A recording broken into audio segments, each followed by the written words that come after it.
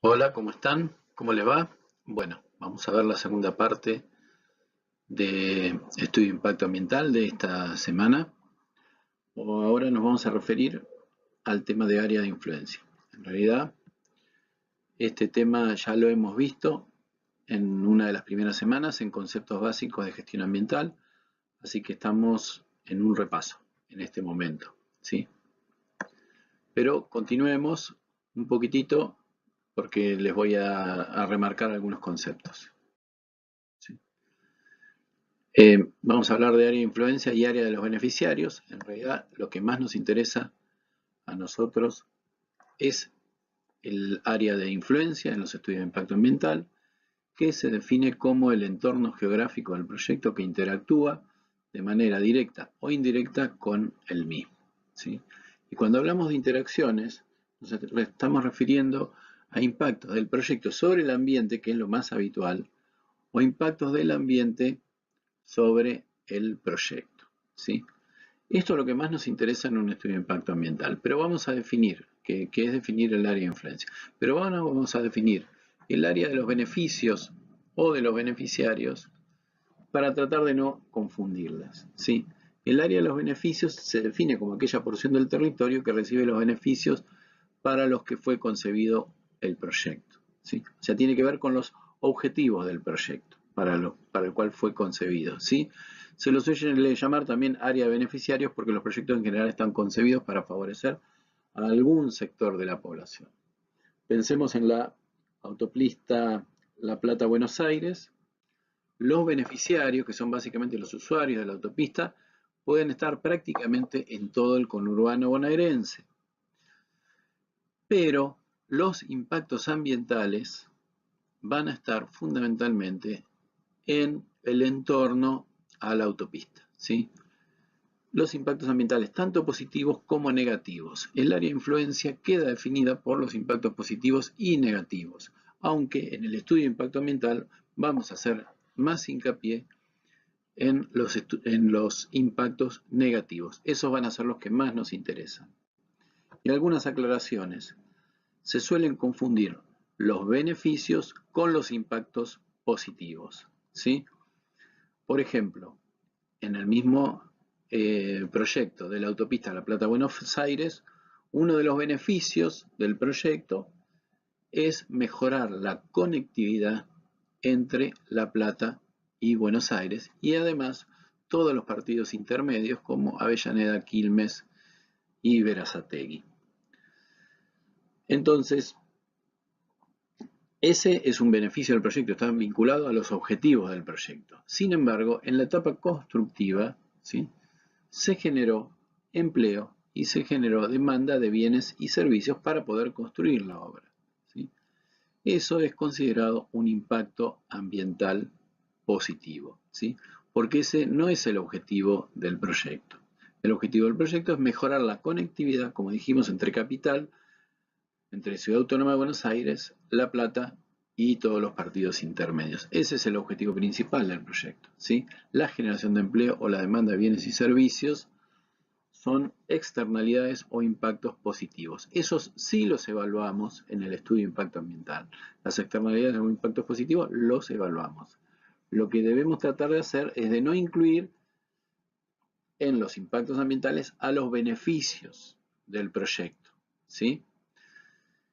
Esto no siempre es fácil, pero por lo menos debemos procurar apuntar en ese sentido. Hay veces que hay beneficios que son difíciles de discriminar respecto a los impactos ambientales positivos, sobre todo en aquellos proyectos donde se quiere recuperar, ¿sí?, áreas naturales degradadas, ¿sí? En esos proyectos los beneficios se suelen confundir con impactos positivos y bueno, hay una zona de grises que no es tan fácil de aclarar, ¿sí?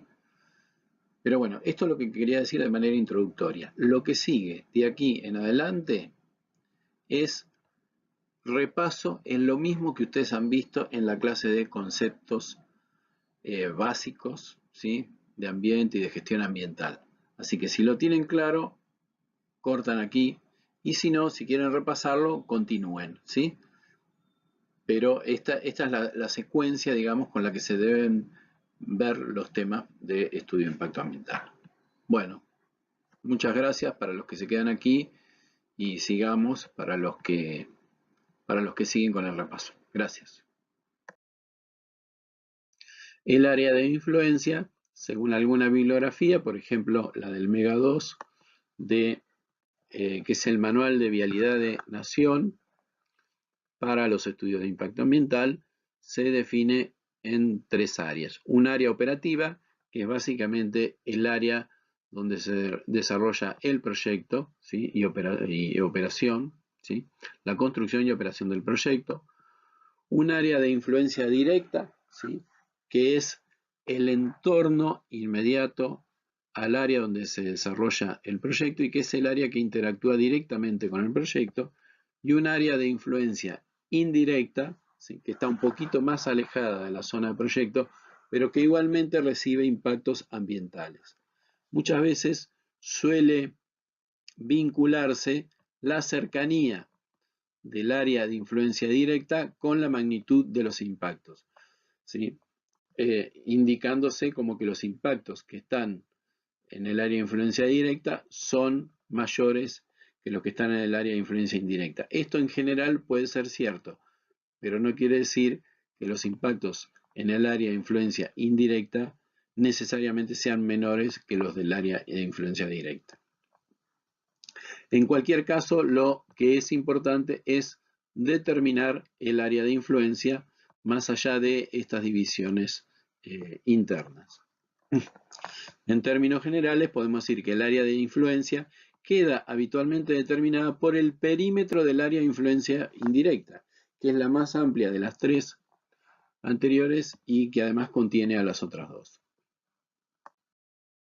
Otro concepto importante es el área de los beneficiarios, que se define como aquella porción, ¿sí? del territorio o del ambiente, ¿sí? o de la población que recibe los beneficios para los cuales fue concebido un plan, programa o proyecto, ¿sí? El área de los beneficiarios, entonces, tiene que ver con el objetivo con que fue concebido el proyecto, ¿sí? Entonces, los beneficios que nos produce un proyecto con que fue pensado un proyecto, no se computan como impactos ambientales. Esto es importante. En muchos estudios de impacto ambiental suelen confundirse los beneficios del proyecto con los impactos ambientales. Los impactos ambientales son aquellos efectos no buscados del proyecto, ¿sí? Los impactos ambientales no son la razón de ser de un proyecto. La razón de ser de un proyecto tiene que ver con los beneficios para la sociedad en general con los que fue planteado el proyecto, ¿sí? Y aquí vamos a ver un ejemplo de la presa Los Monos en la provincia de Chubut, ¿sí? Una presa ubicada en la cuenca del río Senguer, que es esa que estamos marcando ahí con un color verdecito, ¿sí? Es una presa de usos múltiples. Vamos a tratar de ver a través de este ejemplo la relación entre área de beneficiarios y el área de influencia. Y lo vamos a poder ver en varias de sus facetas porque esta es una presa multipropósito, o sea que tiene varios objetivos, ¿sí? Un objetivo es fuente de agua para consumo humano. Primero digamos que una presa lo que hace es embalsar agua, ¿sí? Genera un lago a través de un paredón, en este caso un paredón de hormigón. Al generar este lago genera una diferencia de altura, ¿sí? entre el lago y lo que sería aguas abajo del río. El agua acá obviamente corría en este sentido, ¿sí? Esto produce una energía potencial, ¿sí? que puede ser transformada en energía eléctrica a través del turbinado del agua que tenemos aquí y que pasa por una serie de conducciones y una serie de turbinas y se puede producir primero energía mecánica y transformarla luego en energía eléctrica, ¿sí? Es por eso que se habla de energía hidroeléctrica en este caso. Estas presas también tienen la capacidad de regular caudales, de acumular agua en los periodos ricos del río y de largar más agua en los periodos más secos. La cuenca del río Senguer, estamos hablando de un río que tiene un módulo de aproximadamente 50 metros cúbicos por segundo. Esta es la cuenca del río Senguer. Es una cuenca que nace en la cordillera de los Andes, ¿sí? Y es una cuenca endorreica. Termina en los lagos Múster y Colhuelhuapi, ¿sí? Sobre todo este segundo lago, el Colhuelhuapi, es una gran superficie de evaporación donde se cierra el ciclo hidrológico. Los objetivos dijimos: fuente de agua para consumo humano, fuente de agua para riego, sostenimiento del estiaje del sistema lacustre Múster-Colhuelhuapi. Aquí tenemos el lago Múster y aquí tenemos el lago Colhuelhuapi. ¿Qué es lo que ocurre aquí? ¿Por qué nos interesa esto? Lo que nos interesa en definitiva es que el lago Colhuelhuapi, que tiene como forma de palangana, o sea, es bien chato, al disminuir los caudales del río Senguer, se achica mucho en su superficie.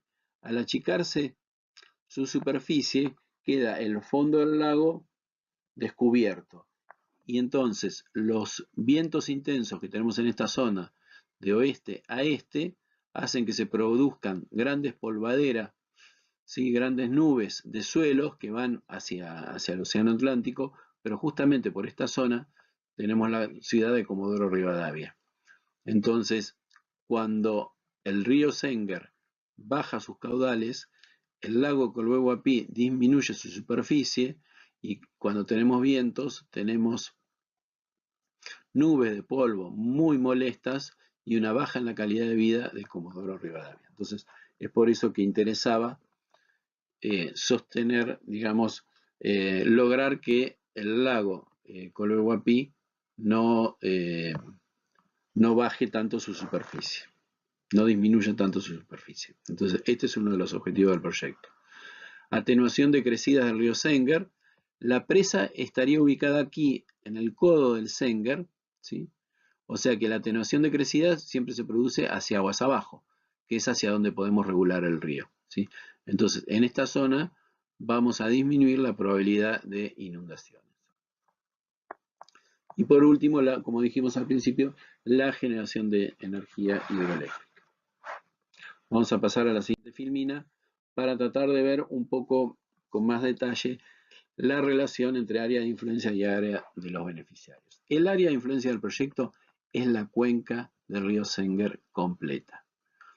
Esta cuenca, para describirla un poquitito más, como dijimos, nace en la cordillera a través de 3 ríos principales. Este río que viene desde el norte, ¿sí?, es el río Genoa. Luego tenemos el río que es el que le aporta mayor caudal, que es el Senguer propiamente dicho, que nace en los lagos Fontana y La Plata, ¿sí?, y se une en este punto con el río Genoa. Luego, más desde el sur, tenemos el río Mayo, ¿sí?, que también aporta caudales al Senguer. Y en este punto ya tenemos al río Senguer con el aporte de los 3 afluentes principales, ¿sí? Luego sigue en dirección hacia el sudeste, pega una curvita acá en el codo del Senguer, una curva prácticamente tangencial a la división entre la provincia de Chubut y la provincia de Santa Cruz, ¿sí? Y luego va hacia dirección noreste, pasando primero por el lago Múster y luego por el lago Colhuelhuapi. El lago Múster tiene forma de cilíndrica prácticamente, o sea que si baja su nivel, su superficie se mantiene constante. En cambio, el lago Colhuelhuapi tiene forma de palangana, como dijimos. Entonces, si su superficie, si disminuye el aporte del caudal del río Senguer, su superficie disminuye notablemente. Vamos a ver dónde están los beneficiarios en relación a cada uno de los objetivos. Ya dijimos que el área de influencia, entonces, es toda la cuenca del río Senguer, que es la que está marcada en naranja, ¿sí? Dijimos que uno de los objetivos era la fuente de agua para consumo humano. Lo que se pensaba hacer en este caso es sacar un acueducto de la presa y que venga todo por la cuenca del río Deseado, alimentando a todas estas pequeñas localidades, ¿sí? Como Las Heras y Pico Truncado, que están en la traza del acueducto, hasta llegar a la ciudad de Puerto Deseado. Entonces, el área de los beneficiarios del acueducto es esta que aparece en verde. Lo que podemos ver es que en este caso el área de los beneficiarios está por afuera del área de influencia, o sea que no hay coincidencia entre área de influencia y área de los beneficiarios.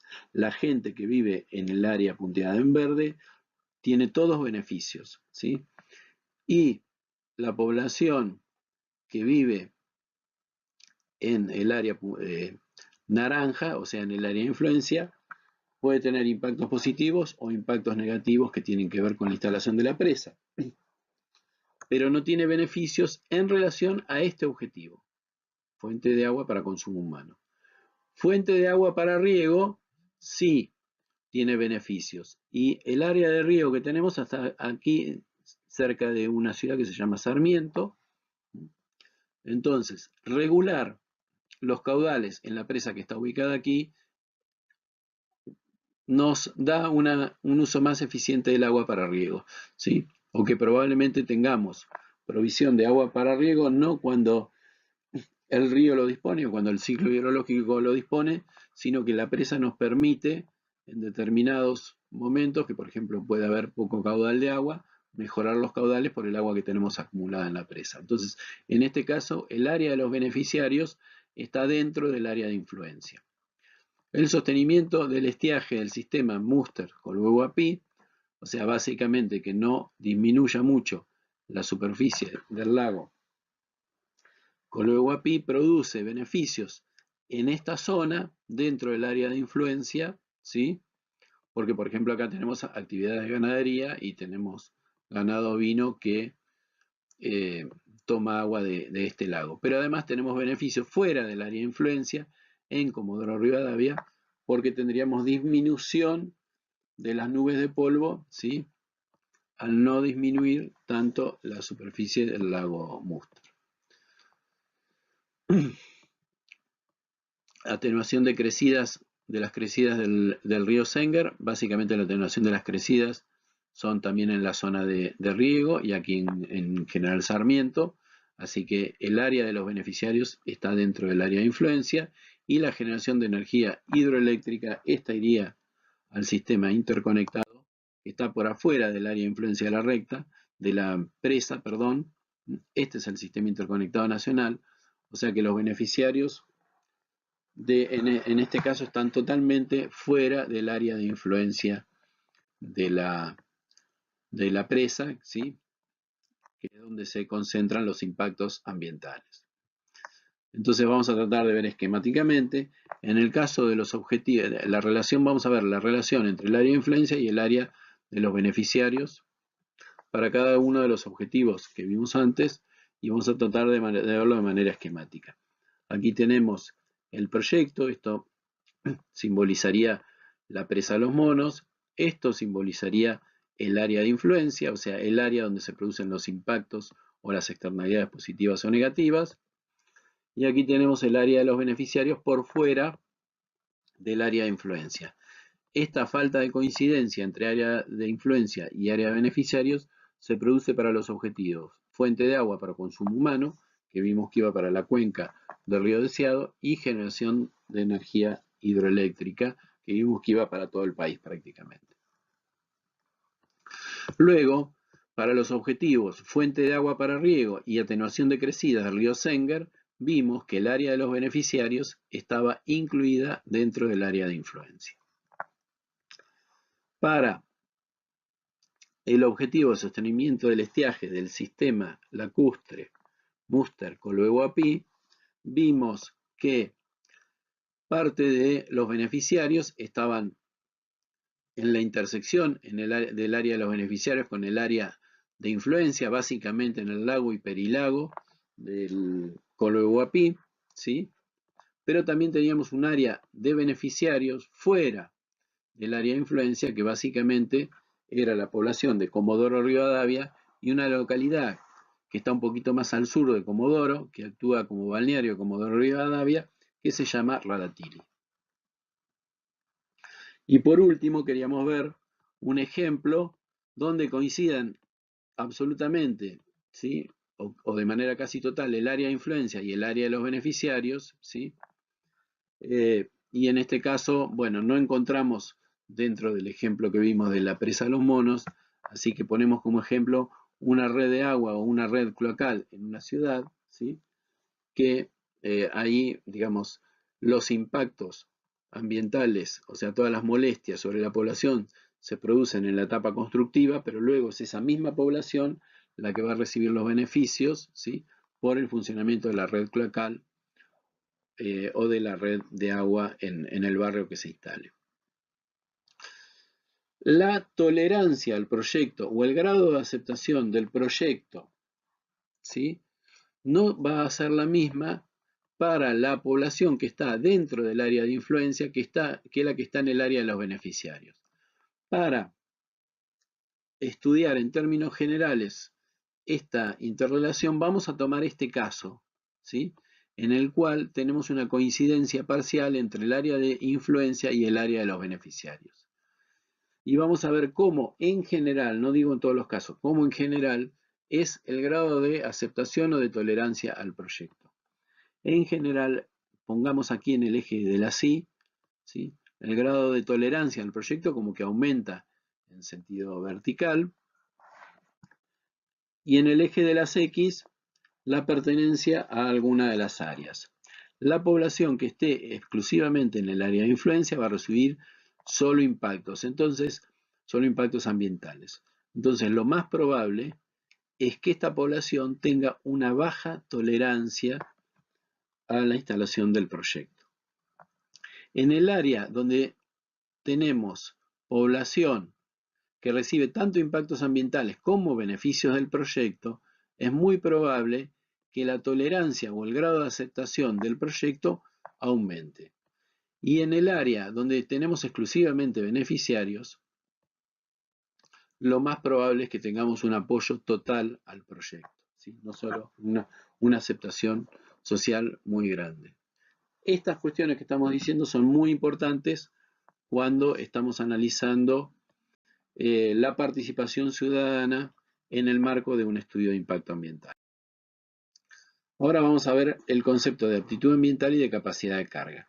La aptitud ambiental es la vocación del ambiente para aceptar o permitir en una determinada área el desarrollo de determinadas actividades antrópicas. O sea, en general podemos decir que el ambiente, y en general nos referimos al medio natural, tiene vocación para determinadas actividades, o tiene más vocación para determinadas actividades que para otras. Y la capacidad de carga está vinculada a la intensidad con la que se puede usar el ambiente en una determinada área sin comprometer el uso por parte de generaciones futuras. Esto vemos que está vinculado también al concepto de desarrollo sostenible, por este compromiso con las generaciones futuras.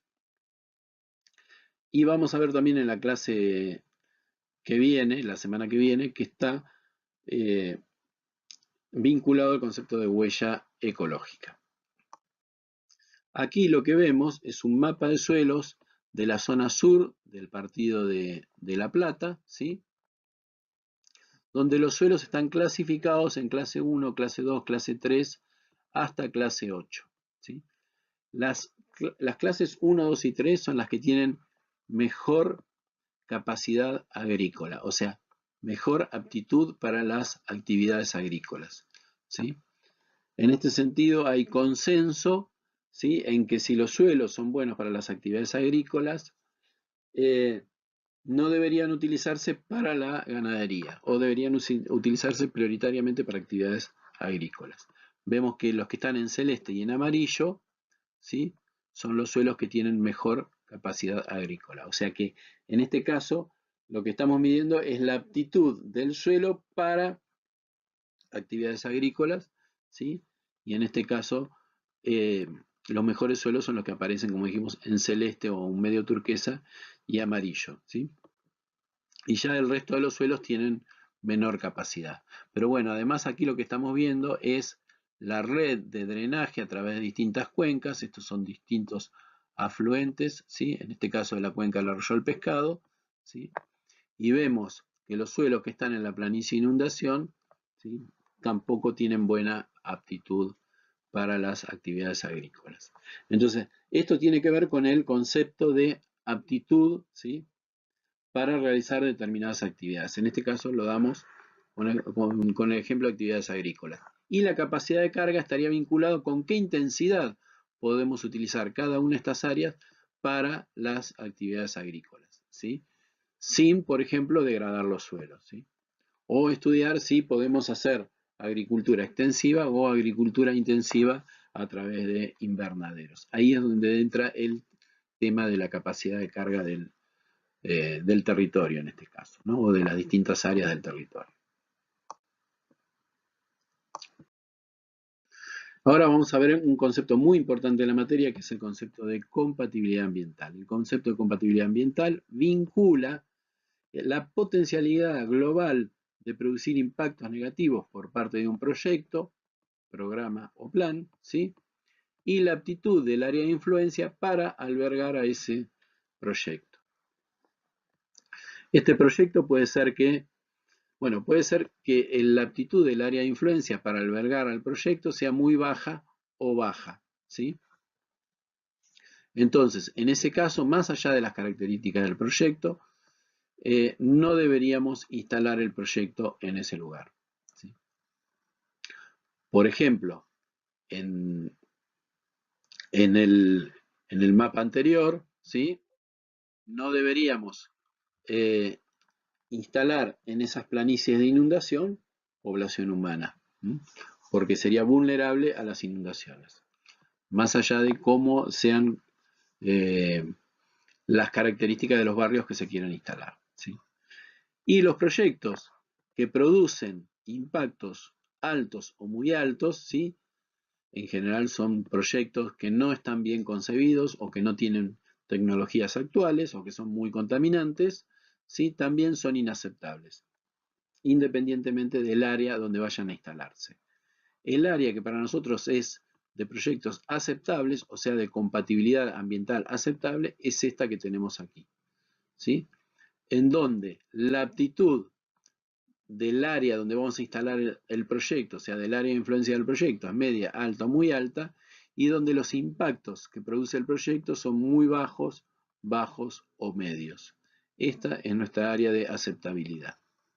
Si nosotros tuviéramos un proyecto que tiene una potencialidad de producir impactos negativos de un grado medio, ¿sí?, según el lugar donde lo instalemos, su compatibilidad podría ser aceptable o podría ser media, ¿sí? Ahora, si buscamos un lugar mejor para instalar ese proyecto, si buscamos un proyecto que produzca impactos negativos muy bajos, ¿sí?, impactos globales negativos muy bajos, ¿sí?, según el lugar donde lo instalemos, la compatibilidad podría ser media, podría ser alta o podría ser muy alta, que este es el caso ideal. Este es un concepto muy importante porque en general nosotros lo que vamos a buscar con los instrumentos de gestión ambiental que vamos a ver en el módulo 2 de la materia es siempre tratar de mejorar la compatibilidad ambiental de los proyectos de ingeniería. El concepto de desarrollo sustentable o sostenible ya lo vieron con Mónica, ¿sí? Y como había dicho ella, implica que el desarrollo que satisface las necesidades del presente sin comprometer la habilidad de las generaciones futuras de satisfacer sus propias necesidades, ¿sí? O sea que implica un gran compromiso con las generaciones futuras, de utilizar el ambiente en las generaciones actuales de manera responsable, de manera que las generaciones futuras también lo puedan disfrutar. Este concepto vinculaba básicamente 4 dimensiones, aquí tenemos 3 de ellas. Una es la sustentabilidad ecológica, otra es la equidad social, que tiene que ver con la distribución de los beneficios, y otra que tiene que ver con el crecimiento económico. O sea que lo que propone el concepto de desarrollo sustentable es que el crecimiento económico se haga sin alterar significativamente la sustentabilidad ecológica y que se haga con una distribución de los beneficios razonable. Y eso se produciría en esta zona. Este es un grafiquito lógicamente conceptual. Aquí nos está faltando una dimensión, que es la dimensión del tiempo. O sea que este equilibrio entre las tres dimensiones que mencionamos recién se tiene que mantener a través del tiempo, ¿sí? Y lo podemos ver a través de este gráfico. Por último, vamos a ver el concepto de gestión ambiental, ¿sí? Que sería el más genérico, que son las acciones y o medidas tendientes a regular la utilización del sistema ambiental con el objetivo de que el mismo brinde su mejor rendimiento, optimizando los beneficios de la sociedad de manera sustentable. Este concepto implica que cuando nosotros trabajamos en determinados proyectos, ¿sí?, debemos pensar no solo en los beneficios, sino también en los impactos ambientales, ¿sí? De modo que los impactos ambientales, ¿sí?, no tengan un orden de magnitud similar al de los beneficios, ¿sí?, anulándolos prácticamente. Lo que debemos decir es que en general los proyectos de ingeniería, ¿sí?, o las grandes obras de infraestructura afectan de manera negativa al medio natural. En general, ya lo vamos a ver en el segundo módulo, el medio natural se sacrifica en pos de la calidad de vida del hombre. Entonces lo que debemos buscar es hacerlo eso de manera razonable, dentro de límites razonables, ¿sí?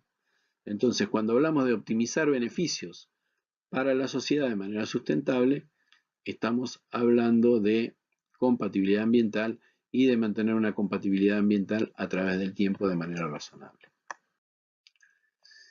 Con esto terminamos nuestra primer semana de clases, ¿sí? Y bueno, les agradezco la atención, nos vemos en la próxima. Gracias.